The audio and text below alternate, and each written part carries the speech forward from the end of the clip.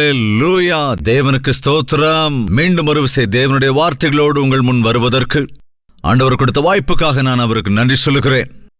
தினந்தோறும் இவ்விதத்திலே தேவனுடைய வார்த்தைகளை சில வருடங்களாக உங்களிடம் கொண்டு வருகிறேன் அல்லவா? இந்த டிவி நிகழ்ச்சிகள் மூலமாக இந்த செய்தியை கேட்கிற நீங்கள் ஆசீர்வதிக்கப்படுகிறீர்களா? அதேபோல நிகழ்ச்சி உங்களுக்கு நன்மை பயக்கிறதா இருக்கிறதா என்பதை ஒரு விஷயாவது நீங்கள் போன் பண்ணி சொல்லியிருக்கிறீர்களா? ஒரு வாட்ஸ்அப் மெசேஜாவது அனுப்பியிருக்கிறீர்களா? இல்லையென்றால் இன்று கட்டாயமாக ஸ்கிரீனில் காண்பிக்கப்படுகிற போன் நம்பருக்கு நீங்கள் கால் செய்யுங்கள். இல்லையென்றால் ஒரு வாட்ஸ்அப் மெசேஜ் மூலமாக உங்களுடைய ஊர் பெயர் முகவரியை தெரிவியுங்கள். தினம் உற்சாகத்தோடு இந்த ஊழியத்தை தொடர்வதற்கு உதவியாக இருக்கும். சரி, எப்படி இருக்கீங்க? நல்லா இருக்கீங்களா? ஆவிக்குரிய பிரகாரமா நல்லா இருக்கீங்களா? எல்லா விஷயங்களிலும் நீங்க வளர்ச்சி அடையணும்னு, உயர்த்தப்படணும்னு, ஆரோக்கிய பிரச்சனைகளோடு, பொருளாதார பிரச்சனைகளோடு, இன்னும் அநேக பிரச்சனைகளால் பாதிக்கப்படுகிற எல்லோருக்காகவும் ஜெபித்து, அன்பு கூறுகிற தேவன் இருக்கிறார், சுத்தமாக்குகிற இயேசு இருக்கிறார், அவரை நம்புவோருக்கு அவர் நன்மை பயக்கிறார் என்ற விஷயத்தை உங்களுக்கு தொடர்ந்து தெரியப்படுத்திக் கொண்டிருக்கிறோம். விசுவாசியுங்கள், அவருடைய நாமத்திலே ஜெபியுங்கள். அப்பொழுது அற்புதமான விடுதலையையும் சுகத்தையும் ஆசீர்வாதங்களையும் பெற்றுக்கொள்வீர்கள். தேவனுடைய வார்த்தை நம்மை பிழைக்க வைக்கும். வாருங்கள், தேவனுடைய வார்த்தையை கேட்க தயாரா இருக்கீங்களா? ஹல்லேலூயா! பிரியமான தேவனுடைய பிள்ளைகளே, உங்களுக்கு ஒரு நற்செய்தி. ஒவ்வொரு நாள் காலையும் தேவனுடைய புதிரான கிருபைகளை பெற்றுக்கொள்ளும்படியாக ஒரு சுருக்கமான வசன தியானத்தை அனுதின தியானம் என்னும் நிகழ்ச்சியாக நாங்கள் கொடுத்து கொண்டு வருகிறோம். டாக்டர் ஜெயபால் தமிழ் என்னும் யூடியூப் சேனல்ல ஒவ்வொரு நாளும் காலையில 7 மணிக்கு வருகிற இந்த நிகழ்ச்சியை, இது யூடியூப்ல இருக்கிறதுனால உங்களுக்கு நேரம் கிடைக்கும் போது தேவ பிள்ளைகள் நீங்க இந்த நிகழ்ச்சியை பார்த்து பயனடைய வேண்டும் என்று உங்களை கேட்டுக்கொள்கிறோம். நினைவில் வைத்துக் கொள்ளுங்க, ஒவ்வொரு நாள் காலை 7 மணிக்கும் அனுதின தியானம் டாக்டர் ஜெயபால் தமிழ் யூடியூப் சேனல்ல உங்களுக்காக பாருங்க, ஆசீர்வதிக்கப்படுங்க.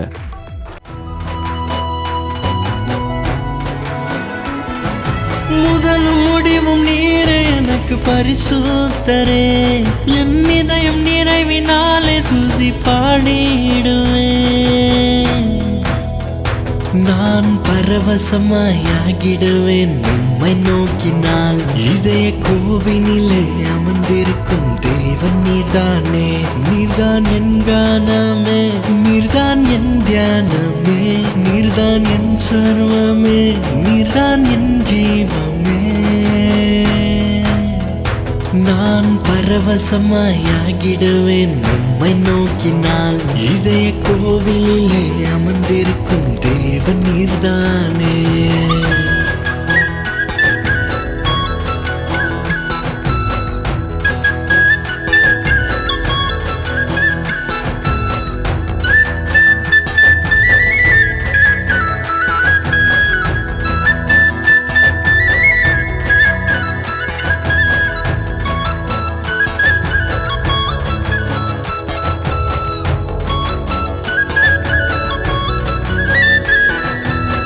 ஜீவ வார்த்தையால் என்னோடு பேசினீரே, ஆவியின் கனிகளினால் அலங்கரித்தீரே.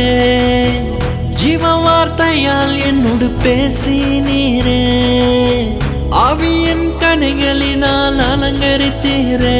என்னை உமதன்பு அரவணைப்பில் சேர்த்து கொண்டீரே.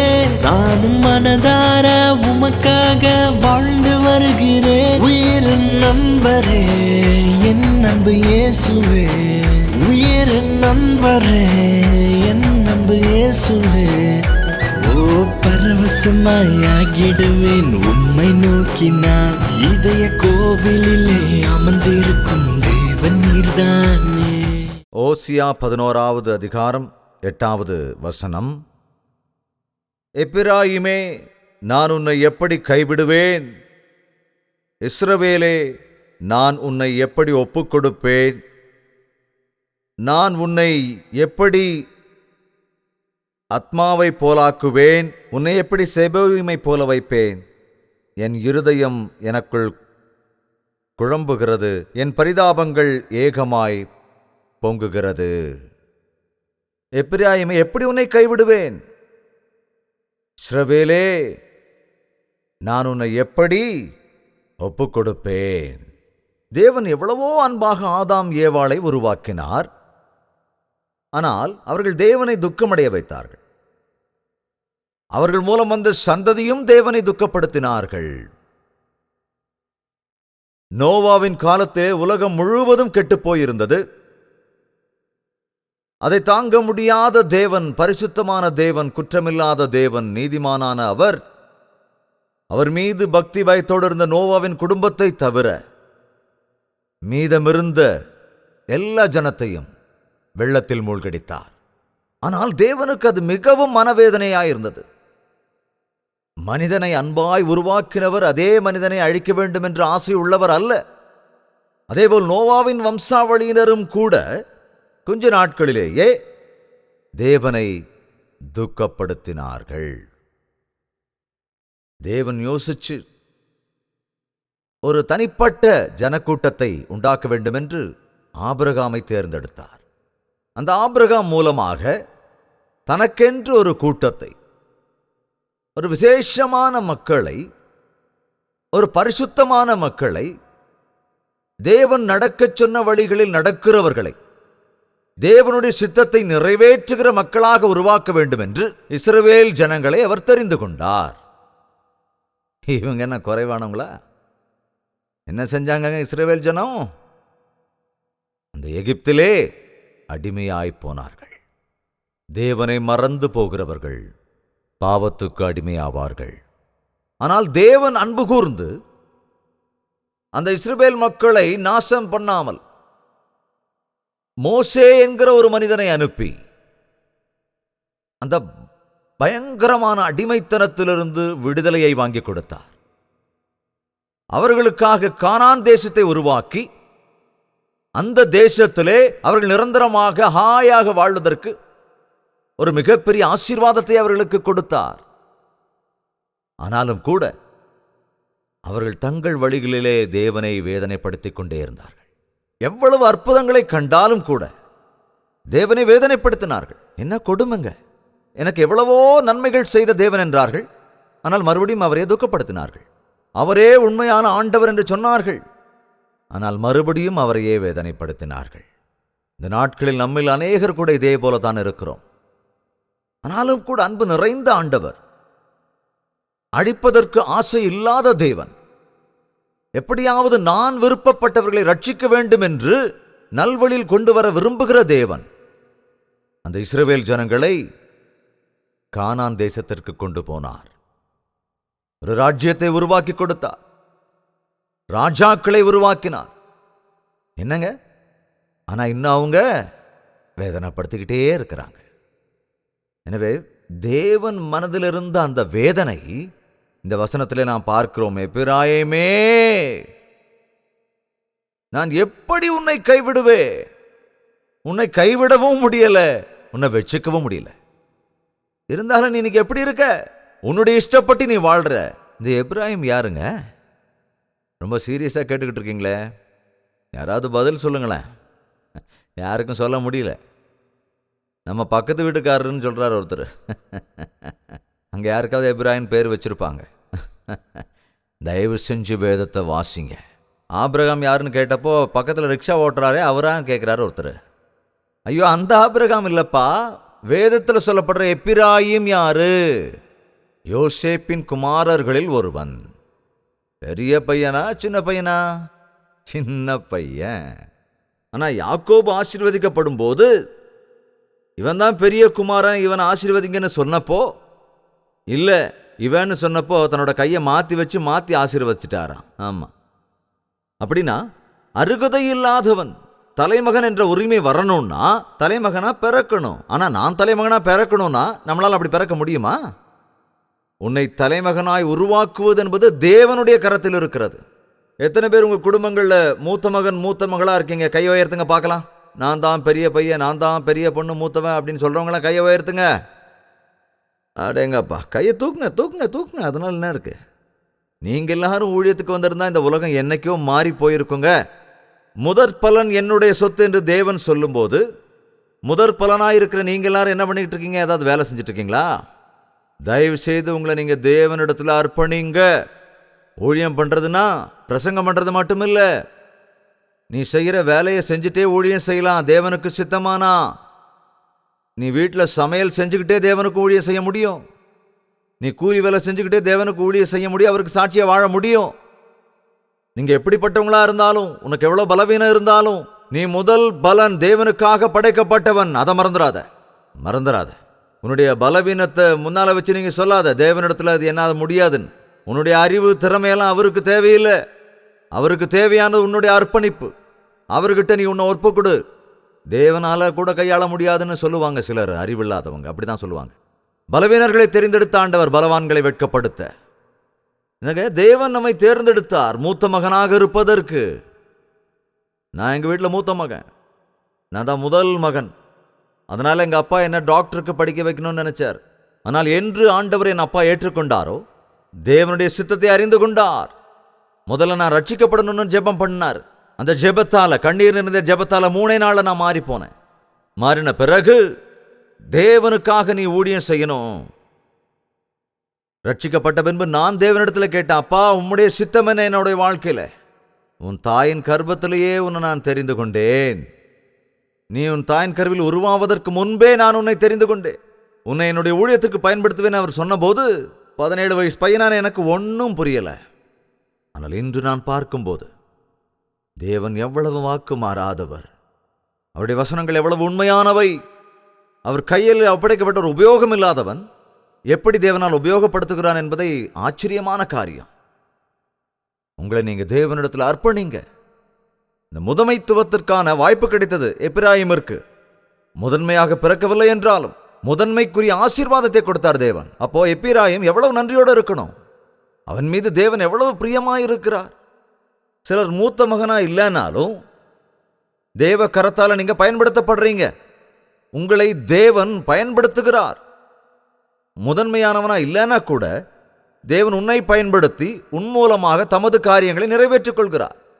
முதல் பலனுக்கு கொடுக்க வேண்டிய ஆசீர்வாதத்தை உனக்கு கொடுத்திருக்கிறார். இது எப்படி இருக்குங்க சொல்லுங்களேன். நன்றியோடு இருக்கணும். நன்றியோடு இருக்கிறதுனா என்னங்கன்னு ஒருத்தர் கேட்டார். நன்றியோடு இருக்கிறதுனா என்னன்னு தெரியாதவங்க கொஞ்சம் கையை தூக்குங்க. சரி, தெரிஞ்சவங்க கையை தூக்குங்க. அப்ப என்னன்னு சொல்லுங்க பார்க்கலாம். தேங்க்ஸா? தேங்க்ஸ் சொன்னா முடிஞ்சு போச்சா? ஏங்க, ஏன்னா இறுதி நாட்கள்ல மனிதன் நன்றி இல்லாதவனாக மாறி போவான். அப்போ நன்றியுள்ளவன்னா என்ன? ஏய், ஆண்டவர் உனக்கு எவ்வளவு நன்மை செய்திருக்கிறார், தேவன் உன்னை எவ்வளவு ஆரோக்கியமா வச்சிருக்கார், வச்ச என்ன? தேவ கிருபையால தான் இவ்வளவு படிச்சு இவ்வளவு உயர்ந்திருக்கேன், அதுக்கு இப்ப என்ன அப்படின்னு கேட்கிறவங்க கண்ணு மண்ணு தெரியாதவங்களா இருப்பாங்கங்க. எப்பிராயிம் நிலைமை அப்படிதான் இருந்தது. சின்னவனா இருந்தாலும் ஆண்டவர் அவன் மேல பிரியப்பட்டு எல்லாத்தையும் கொடுத்தா, அளவுக்கு அதிகமா அன்பு செலுத்தினா, இவன் என்ன செஞ்சான்? அந்த ஓசியா புத்தகத்தை படிச்சா நமக்கு தெரியும். 12வது அதிகாரம் 1 வசனத்தை படிக்கலாம். எப்பிராயிம் காற்றை மேய்ந்து என்ன பண்ணிக்கிட்டு இருந்தாங்க? அவன் காற்றை மேய்ந்தானா? மேயறதுக்கு அவன் என்ன மிருகமாங்க? சொல்லுங்க. மிருகம்தான் மேயும், மனுஷன்தான் திம்பான். ஆனா இங்கே இந்த எப்பிராயிம் என்ன செய்தான்? வேதம் சொல்லுது காற்றை மேய்ந்தானா. நம்ம ஊர்களோட வழக்கமா நம்ம சொல்லுவோம், காத்து மாதிரி சுத்திக்கிட்டு இருக்காங்க, வேலை வெட்டி இல்லாம, அவனுக்காக கொஞ்சம் ஜெபம் பண்ணுங்க. சும்மா சுத்திக்கிட்டு இருக்காங்க. எத்தனை இளம் வாலிபர்கள் இப்படி இருக்காங்க. அம்மா அப்பா ரொம்ப அன்பு வச்சு கஷ்டப்பட்டு ஃபீஸை கட்டி காலேஜில் போய் படிங்கன்னு அனுப்பி வச்சா, காலேஜுக்கு போகாம என்ன பண்றாங்க? காத்தா சுத்திக்கிட்டு இருக்கிறான், ரோட்ல சுத்திக்கிட்டு இருக்கிறான். தேவையில்லாத ஃப்ரெண்ட்ஷிப்பு. ஒரு காலத்தில் வெளிநாட்டில் தாங்க அந்த பையனும் பிள்ளையும் சேர்ந்து சுற்றுவாங்க. ஆனால் நம்ம பாரத நாட்டில் யாராவது திருட்டுத்தனமா அங்கங்கே ஒரு வேளை சுற்றி இருக்கலாம். ஆனால் இந்த நாட்களில் அந்த பையன் யாருன்னு சொன்னால் பொண்ணு தைரியமாக சொல்கிறான், என் பாய் ஃப்ரெண்ட். இந்த பொண்ணு யாரான்னு கேட்டால் என்னோட கேர்ள் ஃப்ரெண்ட் அப்படிங்கிறான். கொஞ்சம் கூட வெக்கமே இல்லையா? பயமே இல்லையா? நீதியே இல்லையா? ஒரு ஸ்திரீயை எச்சையோடு பார்க்கிற ஒருவன் தன் இருதயத்தில் விபசாரம் செய்தாயிற்று என்று சொன்னாரா இல்லையா? வேசிக்கள்ளரையும் விபச்சாரக்காரரையும் தேவன் நியாயம் தீர்ப்பார் என்று வேதம் சொல்லுகிறதே. அவர் நியாயம் தீர்ப்பார். வேதவசனம் சொல்லுகிறதா இல்லையா? எத்தனை வாலிப பிள்ளைகள் இந்த நாட்கள்ல கல்யாணம், காதல், பொழுதுபோக்கு, காத்து மாதிரி சுத்திக்கிட்டு இருக்காங்க. தேவனால் உருவாக்கப்பட்டவன் தேவனுக்காக உருவாக வேண்டும். தேவனுக்காக ஊழியம் செய்யணும், தேவனுக்காக வாழணும். எத்தனை பேர் இன்னைக்கு தேவன் தந்த ஆசீர்வாதங்களை மூட்டை கட்டி வச்சுட்டு காத்துல மேய்ஞ்சுக்கிட்டு இருக்கிற? அதுக்காக நீ எவ்வளவு செலவு செய்யற? இளம் பிள்ளைகள் மட்டும் இல்லைங்க, பெரியவங்க கூட அப்படி இருக்காங்க.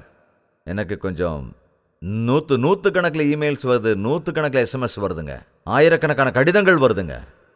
அநேக ஜெப தேவைகள் எனக்கு வரும்போது நான் ஒவ்வொன்றையும் சுத்தமாக படித்து ஜெபிக்கணும்னு நினைக்கிறப்ப அதில் விஷயங்கள் எவ்வளவு வேதனை தருது தெரியுமா? என்னங்க, என்னுடைய கணவர் என்னையும் என்னுடைய குழந்தைங்களையும் விட்டுட்டு போய் வேற ஒரு பொண்ணோட சுத்திக்கிட்டு இருக்காரு, காத்து மாதிரி மேய்ச்சிக்கிட்டு இருக்காரு. என்னங்க, வாக்குத்தத்தத்தோடு தேவன் சன்னிதானத்தில் விவாகம் பண்ணி அந்த மனைவியை விட்டுட்டு வேறு ஒருவனோடு வேறு ஒருத்தியோடு திரிகிறவர்கள் காற்றை மேய்கிறவர்கள். காற்றை சாப்பிட்றதால வயிறு நிறையாதுங்க, வயிறு உப்பிடும், அப்புறம் கேஸ் வரும் வெளியே. எவ்வளவு காற்றை குடித்தாலும் எவ்வளோ பிரயோஜனம்? வயிறு உப்பும் அவ்வளவுதான், அது எந்த பலத்தையும் கொடுக்காது, வெறும் பலவீனம்தான். எப்பிராயிமே, நான் உன்னை என்ன செய்ய வேண்டும்? நீ என்னையும் என்னுடைய நாமத்தையும் என்னோட வல்லமையும் வெளிப்படுத்துவேன்னு சொல்லி நான் நினைச்சா, என்னுடைய சாட்சியா வாழ்வேன்னு உன்னை தேர்ந்தெடுத்தா, காத்துல மேயறியே காத்துல வேதனையில ஆண்டவர் அங்க சொல்லுகிறார். இன்னும் நிறைய வார்த்தைகள் இருக்குங்க, பார்க்கலாம். 5வது அதிகாரம் 3வது வசனத்தை வாசிக்கலாம். எப்பிராயிமே, இப்போது நீ சோரம் போனாயே. எப்பிராயிமே, இப்போது நீ சோரம் போனாயே, இஸ்ரவேல் தீட்டுப்பட்டதே. 6வது அதிகாரம் 4வது வசனம். எப்பிராயிமே, உனக்கு என்ன செய்வேன்? யூதாவே, உனக்கு என்ன செய்வேன்? உங்கள் பக்தி காலையில் காணும் மேகத்தைப் போலவும் விடியற்காலையில் தோன்றும் பனியைப் போலவும் ஒழிந்து போகிறது. அவனுக்கு அநேக காரியங்கள் வாடிக்கையாயிருச்சு. எப்பிராயிம் இப்பொழுது நிலை தவறி போய்விட்டான். எப்பிராயிமே, எப்பிராயிமே, எப்பிராயிமே, நான் உனக்கு என்ன செய்தேன்? வழி தப்பி போனாயே, நிலையற்றவனாகிவிட்டாய். நில தவறிட்டனா பாவம் செய்யறான்னு அர்த்தம். ஆதாமே எங்க இருக்கிறாய்னா குதிச்சு ஓடி வர்றவன் தினமும். ஆனா ஆதாமே எங்க இருக்கிறாய் என்று ஒரு நாள் கேட்ட போது எல்லைமறைவுல போய் ஒரிஞ்சுக்கிட்டான். பயங்கிறது வந்தது. பாவம் செய்யறவன் தேவனை பார்த்தா பயப்படத்தானே செய்வான். நிலை தவறி போயிட்டான். கொஞ்சம் பேர் சொல்லுவாங்க நான் கல் நெஞ்சக்காரன் அப்படின்னு. ஆனா இருட்ட பார்த்தா பயமா இருக்குங்க, பேய் வந்து மேல விடுதுங்க. இப்படி அநேகர் இன்னைக்கு பயத்தால நடுங்கிக்கிட்டு இருக்கிறாங்க. இந்த பயத்தினால விதவிதமா நோய்கள் வருது. சில நேரம் டாக்டர் கிட்ட போய் இவங்க சொல்ற விஷயம் என்னன்னு கேட்டீங்கன்னா, அநேகமான நோய்களுக்கு முக்கியமான காரணம் பயம்தான். அந்த பயத்தினாலதான் பிபி, அந்த பயத்தினாலதான் இன்னும் விதவிதமான நோய்கள் எல்லாம் வருது. தேவன் தேவையற்ற நோய்களை நமக்கு தரலங்க. சக்தியும் பலமும் தைரியமும் நிறைஞ்ச ஆத்மாவை நமக்கு கொடுத்திருக்கிறாரு. தேவனோட பிள்ளைகளுக்கு பயமே இல்லைங்க. எனக்கு யாரோ செய்வன செஞ்சுட்டாங்கங்க, எனக்கு என்ன செய்யறதுன்னு தெரியலங்க, யாரோ செய்வன செஞ்சுட்டாங்கங்க. யாருப்பா அப்படி சொன்னதுன்னா, யாரும் சொல்லுங்க, ஆனா செஞ்சுட்டாங்கங்க. என்னங்க இது?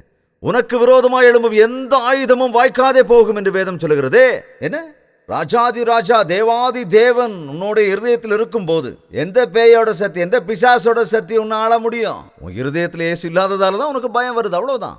நீ பயப்பட்டனா உன் மேலேயே அந்த பேய் வந்துடும். ஆமா, 366 தடவை வேதத்துல பயப்படாதே பயப்படாதே பயப்படாதே அப்படின்னு எழுதியிருக்குங்க.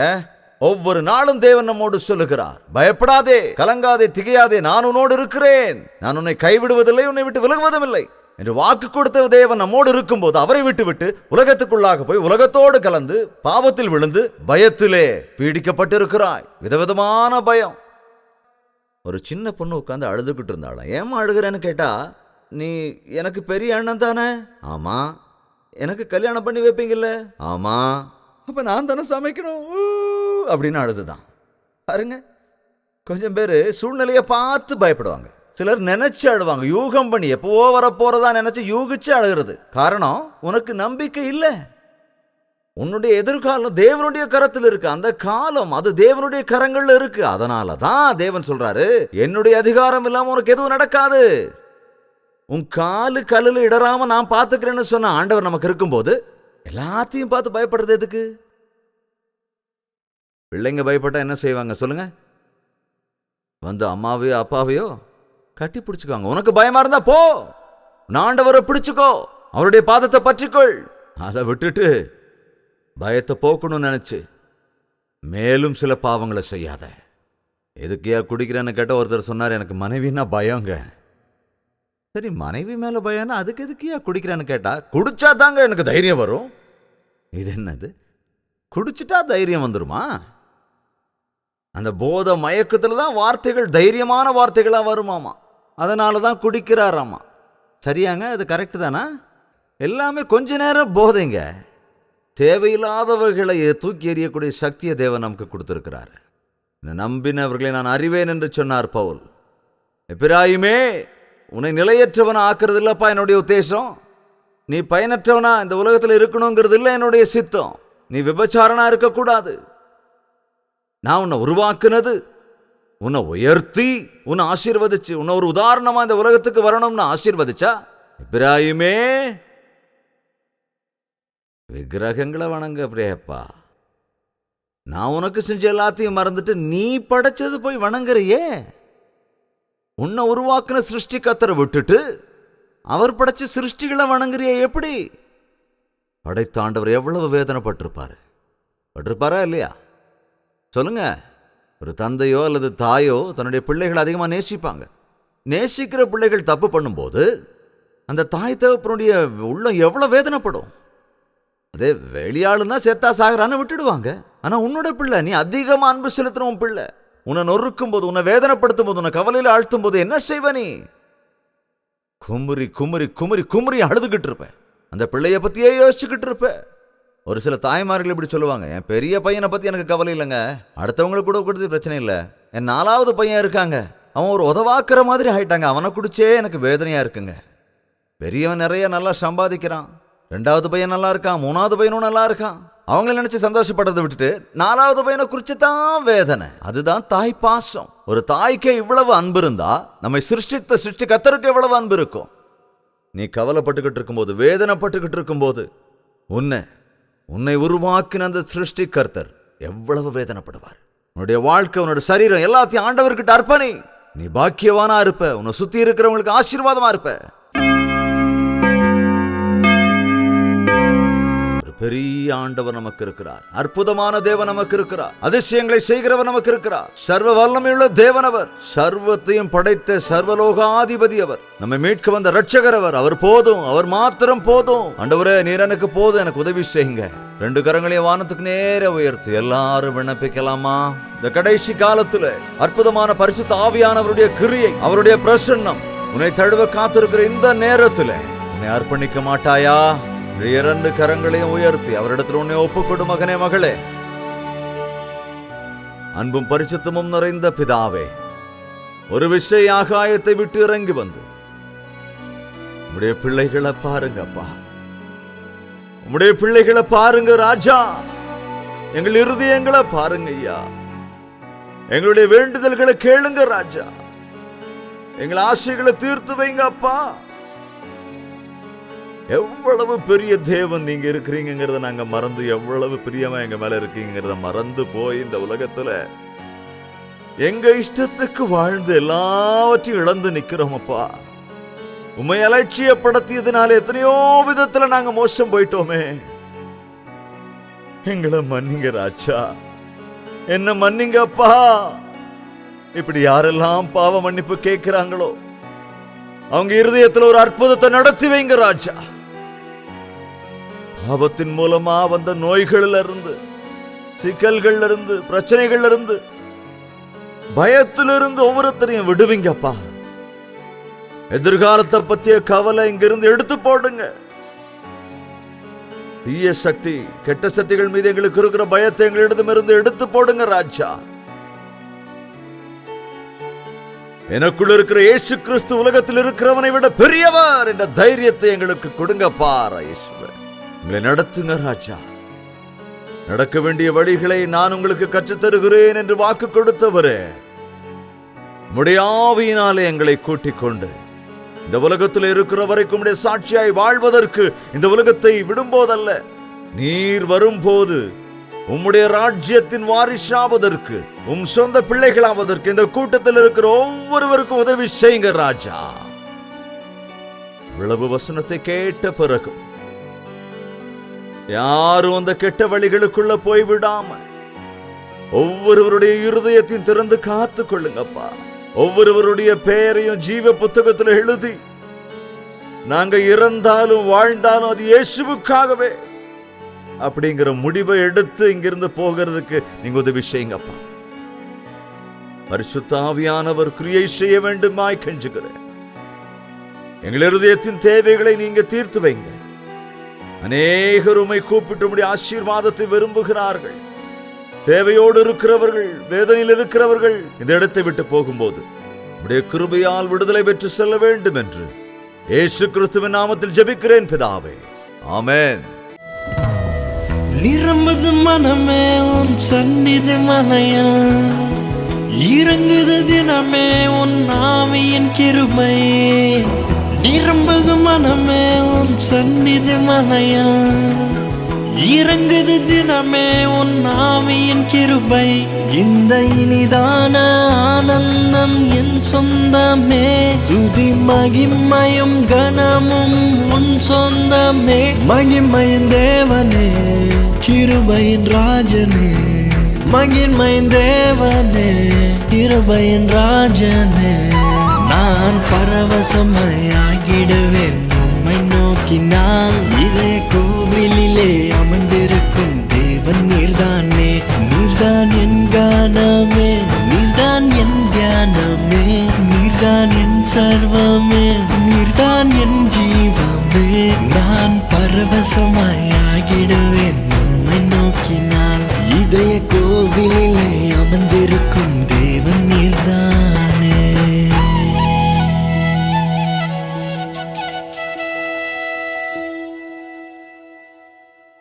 நீங்கள் கேட்ட தேவ செய்தி உங்களுக்கு ஆசீர்வாதமாக இருந்திருக்கும் என்றால் இப்பொழுதே ஸ்கிரீனில் காண்பிக்கப்படுகிற போன் நம்பருக்கு நீங்கள் உடனே கால் செய்து தெரியப்படுத்துங்கள், அல்லது ஒரு வாட்ஸ்அப் மெசேஜ் மூலமாக தெரிவியுங்கள். உங்களுடைய ஜெப தேவைகளையும் பாரங்களையும் அவ்வப்பொழுது எங்களுக்கு தெரிவித்துக் கொண்டிருங்கள். உங்களுக்காக தேவ சமூகத்தில் எப்பொழுதும் ஜெபிக்க நாங்கள் தயாராக இருக்கிறோம். நீங்களும் ஜெபிக்க வேண்டும்.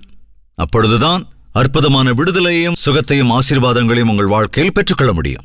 தொடர்ந்து நிகழ்ச்சிகள் மூலமாக ஆவிக்குரிய பிரகாரமாய் நீங்கள் பலப்பட்டுக் கொண்டிருப்பீர்கள் என்றால், தேவனுக்குள் வருகிறீர்கள் என்றால், நீங்கள் அநேகருக்கு ஆசீர்வாதகரமாக இருக்க வேண்டும் என்று விரும்பினால் அதையும் எங்களுக்கு தெரியப்படுத்துங்கள்.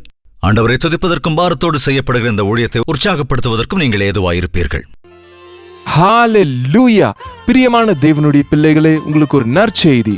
ஒவ்வொரு நாள் காலையும் தேவனுடைய புதிரான கிருபைகளை பெற்றுக்கொள்ளும்படியாக ஒரு சுருக்கமான வசன தியானத்தை அனுதின தியானம் என்னும் நிகழ்ச்சியாக நாங்கள் கொடுத்து கொண்டு வருகிறோம். டாக்டர் ஜெயபால் தமிழ் என்னும் யூடியூப் சேனல்ல ஒவ்வொரு நாளும் காலையில 7 மணிக்கு வருகிற இந்த நிகழ்ச்சியை, இது யூடியூப்ல இருக்கிறதுனால உங்களுக்கு நேரம் கிடைக்கும் போது தேவ பிள்ளைகள் நீங்க இந்த நிகழ்ச்சியை பார்த்து பயனடைய வேண்டும் என்று உங்களை கேட்டுக்கொள்கிறோம். நினைவில் வைத்துக் கொள்ளுங்க, ஒவ்வொரு நாள் காலை 7 மணிக்கும் அனுதின தியானம் டாக்டர் ஜெயபால் தமிழ் யூடியூப் சேனல்ல உங்களுக்காக பாருங்க, ஆசீர்வதிக்கப்படுங்க.